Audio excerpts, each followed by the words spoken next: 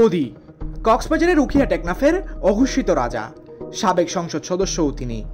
ইয়াবা সম্রাট হিসেবে পরিচিত দেশব্যাপী।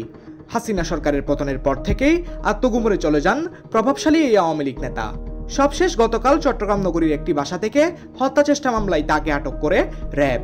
এরপর আজ কক্সবাজার নিয়ে এসে আদালতে তোলা হলে জামিন নামঞ্জুর করে কারাগারে পাঠানোর নির্দেশ দেয় আদালত।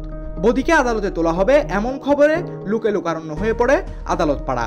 বিভিন্ন স্লোগানে মুখরিত হয় আদালত প্রাঙ্গণ।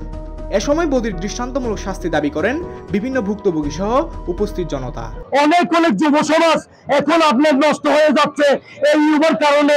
এটা সব পরিচালক টেকনাফের ইউবা বদি, টেকনাফের গডফাদার বদি। উত্তর করলে সব উত্তর হয়ে যাবে। ফাঁসি চাই, আমরা ফাঁসি চাই। এরকম মাদক দ্রব্য যারা ব্যবসা করে এটা ফাঁসি চাই আমরা।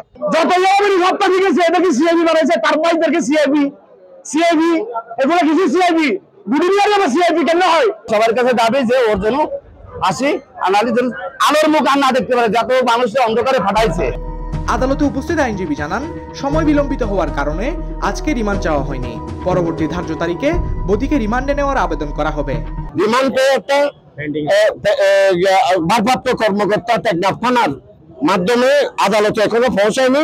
সেই কারণে ওই রিমান্ড পেয়ে একটা শুনানি হওয়ার কোনো সুযোগ ছিল না। আদালত বলছেন প্রাপ্তি সাপেক্ষে সেটা শুনানি হবে। সেই মর্মে বিজ্ঞ আদালত জনাব হামিমুন তানজিম জুডিশিয়াল ম্যাজিস্ট্রেট টেকনাফ এই আদেশটা প্রচার করেছেন এবং তাকে এখনই জেলহাজ কক্সবাজার কারাগারে চিরাউন্মূলে প্রেরণের নির্দেশ দিয়েছেন। আদালত শেষে কয়েক স্তরের নিরাপত্তা দিয়ে বদিকে কক্সবাজার জেলা কারাগারে নিয়ে যাওয়া হয়। রহিদুল কবির, গ্লোবাল টেলিভিশন, কক্সবাজার।